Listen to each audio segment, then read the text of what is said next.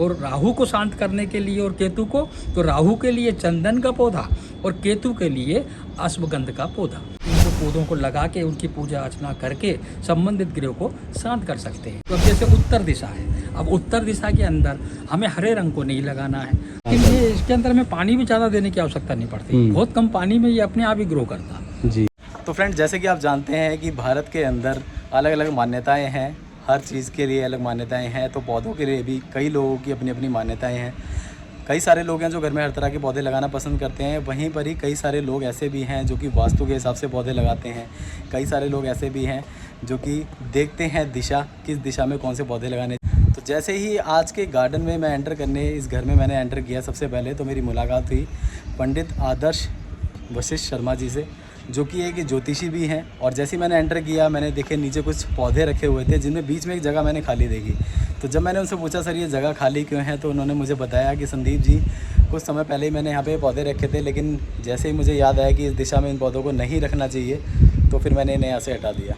तो वो बात मुझे थोड़ी सी कुछ अलग नज़र आई, क्योंकि अभी तक जितनी भी वीडियोस मैंने कवर की है, कहीं पे भी इस तरह की हमने बातें नहीं की थी कि कौन से दिशा में कौन से पौधे रखने चाहिए, या फिर वास्तु के अकॉर्डिंग भी हम बातें करते रहते थे, लेकिन दिशा की हमने अभी तक बातें नहीं की थी। तो क्योंकि सर एक ज्योतिषी भी हैं, तो उनसे आज हम जानेंगे कि पौधों को लेकर उनकी क्या सोच है, और ज्योतिषी में पौधों के लिए किस तरह से स्थान है, किस जगह पे किस दिशा में कौन से पौधे रखने चाहिए। वैसे तो गार्डनर्स अपने घर में हर तरह के पौधे लगाते हैं, लेकिन वहीं पे कुछ गार्डनर ऐसे भी हैं जो कि दिशा वगैरह देख के पौधे लगाते हैं, और साथ ही साथ वास्तु के हिसाब से पौधों को रखना पसंद करते हैं। तो आज की डिटेल वीडियो रहने वाली है इसी टॉपिक के ऊपर। तो आप सभी से मेरी रिक्वेस्ट रहेगी, वीडियो को पूरा देखें, आपको बहुत मजा आएगा। कुछ नया आप सीख पाएंगे, कुछ नया आप देख पाएंगे, और साथ ही साथ इनके गार्डन का मैं टूर भी कराने वाला हूँ। किस तरह के पौधे इन्होंने अपने घर में लगाए हैं, हम उनकी भी बातें करने वाले हैं। तो चलिए बिना देरी शुरू करते हैं आज की वीडियो। नमस्कार साथियों। नमस्कार आज सर। मेरे साथ संदीप जी यहाँ हैं, और वो आए और उन्होंने मेरे से पूछा कि ये किस प्रकार से पौधे लगाए हैं और इनके बारे में आप क्या बता सकते हैं। क्योंकि मैं ज्योतिष भी हूँ, तो ज्योतिष के आधार पर मेरा आदर्श भाग्य एस्ट्रोलॉजी से मेरा लॉन्चिंग भी हो चुकी है, और आप उसको सोशल मीडिया पर भी दे सकते हैं, यूट्यूब पर दे सकते हैं, इंस्टाग्राम पर देख सकते हैं। साथियों, मैं बताना चाहूँगा कि ज्योतिष में हमारे पूरे के पूरे जो 9 ग्रह होते हैं, उनका किसी न किसी वृक्ष से संबंध होता है। उसकी पूजा अर्चना करने के पश्चात उसको और देखने के लिए और सब प्रकार से उससे लाभ लेने के लिए ये मालूम होना चाहिए कि कौन सा वृक्ष की पूजा करने से किस ग्रह की शांति होती है। अब जैसे सूर्य ग्रह है, उसके लिए आंकड़े का वृक्ष जो होता है, अकौवे का वृक्ष, उसकी पूजा अर्चना करने से सूर्य के अनिष्ट जो होंगे वो दूर होंगे। चंद्रमा के लिए हमको पलाश के पौधे को देखना होगा, पलाश का पौधा होता है 9 ग्रह में, उसकी पूजा अर्चना करेंगे। इसी प्रकार से मंगल का जो हमारा दोष है कोई, उसको दूर करने के लिए हमको खैर का एक पौधा आता है, खैर, उसकी हमें पूजा अर्चना करना चाहिए। इसी प्रकार से बुध ग्रहों को शांत करने के लिए अपामार्ग का एक पौधा है, आपको उसकी पूजा अर्चना करना चाहिए।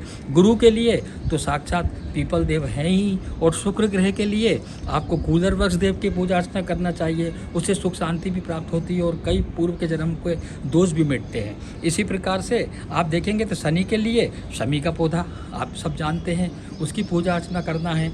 और राहु को शांत करने के लिए और केतु को, तो राहु के लिए चंदन का पौधा और केतु के लिए अश्वगंध का पौधा। तो इस प्रकार से मैंने बताया कि इन 9 ग्रहों को यदि हमें शांत करना है, तो इनकी भी आप घर में आप इनको पौधों को लगा के उनकी पूजा अर्चना करके संबंधित ग्रहों को शांत कर सकते हैं। इसी प्रकार सर मैं जानना चाहूँगा, क्योंकि आपने ये भी बताया था कि कुछ ऐसे पौधे हैं जिन्हें घर में नहीं भी लगाना चाहिए। जी। तो ऐसे कौन कौन से पौधे हैं जो कि हमें ज्योतिषी के हिसाब से घर में नहीं लगाना चाहिए? हालांकि जो आजकल बागवान है वो हर तरह के पौधे लगाना पसंद करते हैं, लेकिन एक जानकारी के लिए मैं आपसे पूछना चाहूँगा कि ऐसे कौन से पौधे हैं? मूलतः जो कांटे वाले पौधे होते हैं, कांटे वाले पौधों को हमें अपने घर में नहीं लगाना चाहिए, क्योंकि कांटों का जो भी दुष्प्रभाव होता है वो हमारे परिवार पे, हमारे घर पे पड़ता है। दूसरा एक बताना चाहूँगा कि जैसे अब हमें चारों दिशाओं में पौधे लगाने का शौक है, और मालूम भी नहीं है कि किस दिशा में क्या पौधे लगने हैं। तो अब जैसे उत्तर दिशा है, अब उत्तर दिशा के अंदर हमें हरे रंग को नहीं लगाना है। तो ऐसा देखकर मेरे भी घर में पहले उत्तर दिशा में बहुत से गमले रखे थे, लेकिन हरे रंग के जो पौधे थे उनके गमलों को मैंने उत्तर दिशा से हटाया, क्योंकि उत्तर दिशा में हरे रंग का हम प्रयोग नहीं करते। इसी प्रकार से अब गुलाब के वृक्ष अब गुलाब के पौधे हैं, कांटे तो उसमें होंगे, लेकिन उसको इसलिए रखा जाता है कि गुलाब स्वयं जब फूल बन के वहाँ उभरता है। कोई ऐसे पौधे डायरेक्ट जो सिर्फ कांटे ही देते हैं, जैसे कि आप देखेंगे बांस का पेड़ है, अब उसको भी लगाते हैं घर में लोग, उसमें कांटे होते हैं। तो मेरा निवेदन ये है कि कांटे वाले जो डायरेक्ट पौधे हैं उनको घर में ना लगाएं, और बाकी जो खिलते हैं फूल जिसके अंदर, जिनसे भगवान और ईश्वर की पूजा होती है, तो उसमें यदि छोटे मोटे कांटे भी हैं तो उसको आप घर में लगा सकते हैं। जी, तो सर इसी के साथ ही अब मैं देखना चाहूँगा आपके बाग में, आपके गार्डन में किस तरह के आपने पौधे लगाए हैं, ज़रा आप उन पे चर्चा की जाए और हमारे व्यूअर्स को आप साथ साथ सिखाएं कि किस तरह वो भी इस तरह की बागवानी अपनी छत पे कर सकते हैं। तो आपके पीछे मैं देख रहा हूँ बहुत ही अच्छी फ्लावरिंग हो रही है इस समय। जी जी। तो इस पौधे के बारे में बताएं आप।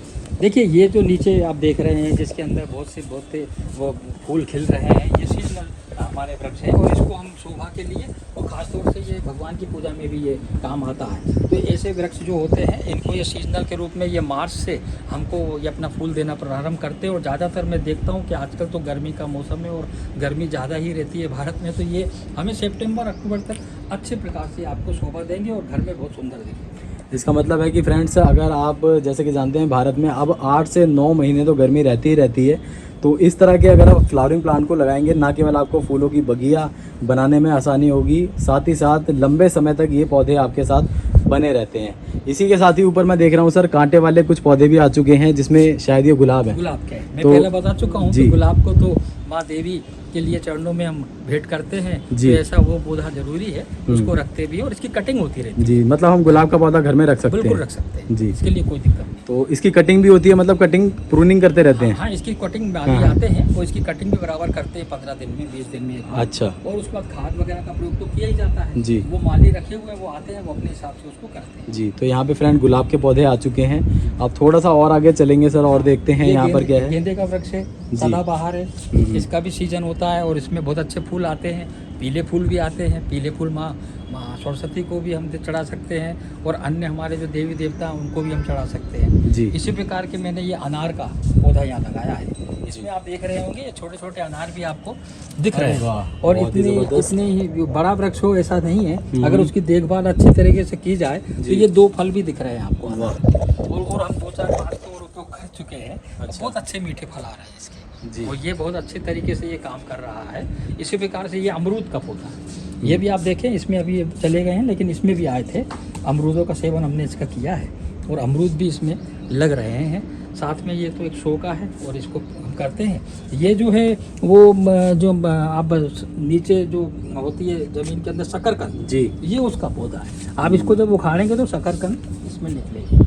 तो शकरकंद आप इसका उपयोग व्रत में कर सकते हैं अपने घर की शकरकंद का जी। और ये माँ देवी को चढ़ाया जाने वाला पुष्प जो लाल रंग का होता है जी, गुड़हल, हाँ गुड़हल का उसका पौधा है और बहुत फूल आते हैं। आज भी तोड़ लिए गए, अर्पित कर दिए गए हैं भगवान को। एक यहाँ पर कली दिख भी रही है, बाकी करीब कम 10-12 फूल इसमें रोज आते हैं। बहुत ही सुंदर। और ये देखिए सदाबहार कितने अच्छे से ग्रो कर रहा है और बहुत ही ज़्यादा फ्लावरिंग हो रही है। सर कितना पुराना पौधा है आपका ये? सदाबहार कम से कम इसको अभी 2 साल हुए। 2 साल हो चुके हैं। 2 साल हुए हैं और सदाबहार वहाँ सामने भी हमने लगा दिए हैं जी, जगह जगह पे सदाबहार लगा रखे हैं, देख सकते हैं।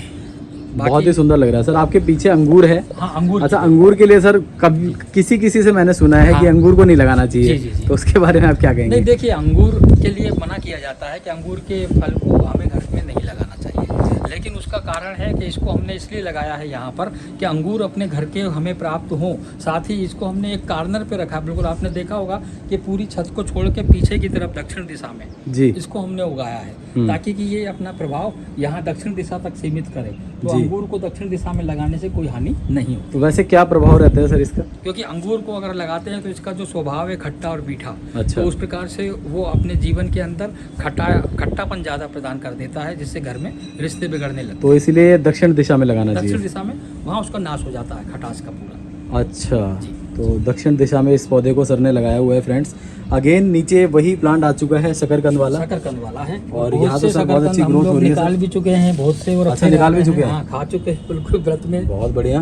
अभी कोई अच्छे व्रत का मौका आता है, एकादशी का व्रत है या कुछ, उसमें आप उसका सेवन कर सकते हैं। बहुत ही सुंदर। और आपके पीछे की तरफ मैं देख रहा हूँ यहाँ पे बहुत ज़बरदस्त सदाबहार की ग्रोथ हो रही है और गुलाब आपने जगह जगह पे लगा रखे हैं। गुलाब का क्योंकि जी। उपयोग बहुत ज़्यादा होता है, उसके जी। पुष्प अच्छे भी लगते हैं और आते हैं, कहीं पीले हैं कहीं लाल हैं, इस प्रकार से अलग अलग वैरायटी के गुलाब हैं। अलग अलग और वैरायटी के। ये जो एक वृक्ष आप देख रहे हैं ये वाला, हम्म। ये साक्षात रूप से जो हमें अमृत मंथन के समय अच्छा। प्राप्त हुआ था, और उसमें जो है माँ रुक्मणी का वास होता है, कृष्ण जी का वास होता है। तो इस पौधे को भी, मैं नाम अभी शायद भूल रहा हूँ, लेकिन जी। इस पौधे को लगाने से घर में बहुत अच्छी इसमें सुख की प्राप्तियाँ होती हैं। साथ में ये तुलसी जी विराजमान है, कृष्णा कृष्णा राधे राधे के साथ 2 तुलसी जी हैं यहाँ पर साक्षात विराजमान है। तो ये इनको हम बहुत जल देते हैं। ये एक आम का भी हमने लगा दिया है, पान का पत्ता। जी, तो ये पान का पत्ता भी हमारे उपयोग का है, बहुत से काम आता है। और सीजनल वाले पूजा में भी काम आता है, पूजा में पान भी का काम पत्ता। आता है। जी। सीजनल ये हमने लगा ही रखे हैं। जी। साथ में पीछे भी ये तुलसी जी का छोटा सा और एक पौधा, जी। और तुलसी बहुत ज़्यादा लगी हुई थी यहाँ। तो ये मेरे ख्याल से वृंदावन धाम ही बनने वाला था, और उसके बाद कम से कम 50 से 100 तुलसी के वृक्ष यहाँ हो गए थे। अच्छा जी। तो फिर उसके बाद आपने क्या किया? हमने उसको थोड़ा सा हटा के, जी। क्योंकि इतनी कहीं उसमें मिस्टेक भी होती हैं, कई प्रकार से पत्ते उसके नीचे गिरते हैं तो पैरों में आते हैं। जी जी और फिर कई बार झाड़ू से साफ करता है कोई आके, जी। तो वो सबसे बचने के लिए जी, तो आपने हमने कम कुछ कर दिया। नीचे लगा दिए, अच्छा। कुछ उनको अलग करके हमने जल में प्रवाहित उसको किया है। सब। अच्छा ठीक है, फिर से गुलाब आ चुका है। और सर ये कौन सा प्लांट है? देखिए ये तो विशेष की जिद थी कि नहीं बांस का पौधा तो लगाना, जबकि मेरे हिसाब से इसको नहीं लगाना चाहिए। अच्छा, क्योंकि मतलब कांटे होते हैं, मैंने आपके पहले हिसाब भी से नहीं बताया। लगाना था, लेकिन हाँ, मिसेज ने लगा दिया। लगाया कि नहीं बांस का लगना चाहिए, बांस से अच्छा डेवलपमेंट घर में। और कई उसमें भी हाँ, विवाद भी है, कई लोग बोलते हैं लेकिन लगाना सर कई चाहिए। लोगों का ऐसा कहना है कि बांस का पौधा लगाना बहुत शुभ होता शुभ है। होता है। तो जी। मैं कांटों वाले की चीज को देख के मना कर रहा था जी कि कांटे इसमें ज्यादा रहते हैं, तो मैंने कहा इसको मत लगाओ। जी। तो उन्होंने कहा नहीं बांस का है वो शुभ रहता है। जी तो मैंने भी उसमें ज्यादा अध्ययन किया नहीं। मैंने कहा जी। अगर वो कोई बोल रहा है लगाना है और घर की मालकिन तो वही है, तो लगाओ, हमें कोई दिक्कत नहीं है। जी। तो ये वहाँ पे लगाया हुआ है। ठीक और है। साथ में ये तो उनकी ये भी कांटे वाले हैं, मैंने कहा मत लगाओ, जी, लेकिन एलोवेरा। उन्होंने कहा, नहीं ये तो बीमारी के लिए काम आते हैं। वो अपने चेहरे की सुंदरता और उसको बढ़ाने के लिए हमको जी। रोज चाहिए एक उसको काट के अब तो दवाई बनाते जी, हैं। तो सर इसका कोई तो- नकारात्मक प्रभाव तो नहीं है? नहीं प्रभाव तो नहीं है, क्योंकि ऐसी चीज़ों को मैंने बीच में नहीं रखा। अच्छा, साइड में चीज़ रखा होती है कि है। अगर मैं बीच में ये पौधे रख दूँ हम्म। तो वो पूरे घर के ऊपर इफेक्ट कर देते हैं। अच्छा। कार्नर पर रखने से इनका इतने ही एरिया पर इनका असर होता है, तो वो अच्छा। होता तो होगा हम्म। 10-1% तो असर नेगेटिव होता है, ये तय है। अच्छा, ये तय है। हाँ ये तय है। अच्छा जी, आगे चलते हैं। ये पुष्प हैं, हम्म। तो इसको भी भगवान के अर्पण में काम लिया जाता है। बहुत अच्छे पुष्प आ रहे हैं इसके अंदर। और साथ ही साथ ये ऊपर आप देख रहे हैं, है ना, तो ये भी बहुत ही शो वाले ही हैं वृक्ष पूरे। एक सर ये जेड प्लांट है जो कि बहुत आपका अच्छे से ग्रो कर रहा है और ज़बरदस्त है, काफ़ी पुराना भी लग रहा है। कब लगाया था आपने? इसको करीब 4 साल हो गए, लेकिन 4 साल। ये इसके अंदर में पानी भी ज़्यादा देने की आवश्यकता नहीं पड़ती। बहुत कम पानी में ये अपने आप ही ग्रो करता है। जी। और बहुत अच्छा, ये मीठी नीम जो घर के उपयोग में भी आती है अरे वाह, और बहुत कारक है, बहुत मंगल ग्रह के लिए भी बहुत अच्छी रहती है। मंगल ग्रह के लिए भी हाँ, अच्छी है। मंगल ग्रह के लिए भी मीठी नीम। और हमारी जो दूसरा बड़ी नीम होती है उसको घर में नहीं लगाते हैं, अच्छा कड़वी वाली को, क्योंकि जी। नीम को पीपल को ये दोनों वृक्ष घर में नहीं लगाए जाते। अच्छा। ज्योतिष शास्त्र के द्वारा अगर घर के आजू बाजू भी हों तो उनकी पूजा अर्चना करना चाहिए, उन्हें नियमित जल वगैरह देना चाहिए, जी। है ना। तो और लेकिन मीठा नीम लगाना चाहिए। मीठा नीम लगाना चाहिए। मंगल मीठा के लिए नीम अच्छा तो है। बहुत ही मंगल के लिए अच्छा, बल्कि डायबिटीज के लिए तो बहुत ही शानदार है। अच्छा। इसको सुबह सुबह कोई भी अपना ऐसे तोड़ के और 10-15 पत्तियां वैसे ही खा ले चबा के, तो उसको बहुत राहत मिलती है डायबिटीज में भी। अच्छा।